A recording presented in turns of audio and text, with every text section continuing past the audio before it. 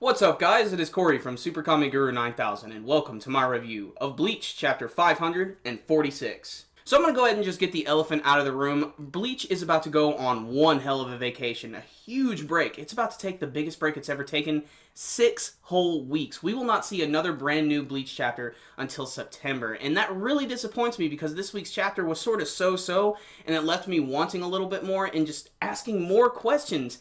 And in some ways, maybe that is effective. Maybe that's what's going to make me truly come back to the series when it makes its triumphant return in September. I don't really know yet. All I know is this week, essentially, it had to deal with the cliffhanger that was dealt with last week, where we got to see that Shinshui was meeting with a lot of Ichigo's old school friends and letting them know that Ichigo's about to go through some serious freaking training. He's been drinking a lot of muscle milk, and he's probably going to come back and he's going to be like the new king of Soul Society. He's going to be like a god. And because of that, he might not actually be able to leave Soul Society due to his brand new powers. And because of this, his friends are worried. They may never be able to see him again. But Shinshui has this, sort of loophole. He essentially gives them these passes, these backstage passes to Soul Society, where essentially they'll be able to go and visit them whenever they want. It's okay. The only thing I don't like about all of this is that it goes on for a pretty good couple of pages, and it pretty much left on a cliffhanger we knew was going to be resulted in this way. So, there it is. There's some other stuff this week, though. There's actually this moment with Orihime and Chad, where they're hanging out in Hueco Mundo, and they're sort of just relenting on the fact that it would be nice if we could actually just stay here the whole time, just to save everyone and just keep doing good things, but we know that there's a big ominous war coming and that we're going to have to be a part of this. I like this scene. I think it's good because it's like I said, it sort of shows the calm before the storm. What I don't like about it, however, is that it didn't really need to be here at all. And I just want to know who that extra person with Urahara is, and they're really not giving us that yet. But still, there's a lot of other stuff this week. I'd say the biggest stuff, though, really came towards the end when we get to go back to the Sternritter and all of the Vandenreich members, and we get to see they're getting ready to mobilize out. And Juhabok is talking to Uryu, and he has this brand new revelation about his powers, where they talk about, you know how we talked about the 900 years, 900 months, days, whatever it is. In this one, it's revealed that in 9 days, Juhabok is going to try and essentially take over the world, or seize the world for himself.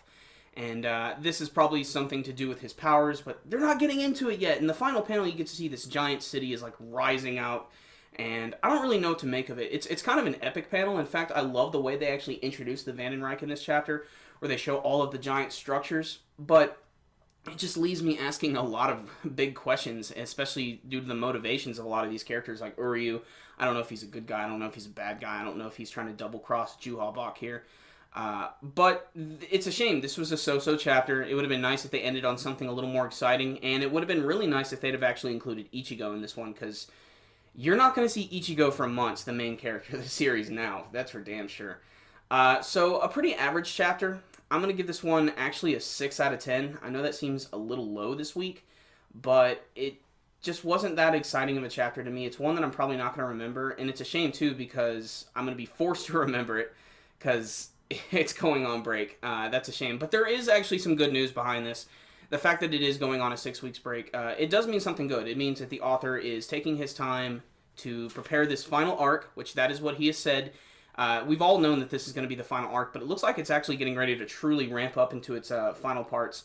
And I think the author does want to put a lot of good work into it. I think he wants to make it something truly memorable, and he wants to show the fans what he's truly capable of, too. So I really hope he takes this time and effort to make some really, really great scenes. But there's also a lot of stuff to resolve. There's a lot of little characters that we need to learn a little bit more about, not to mention getting to see who that mysterious person with Urahara is.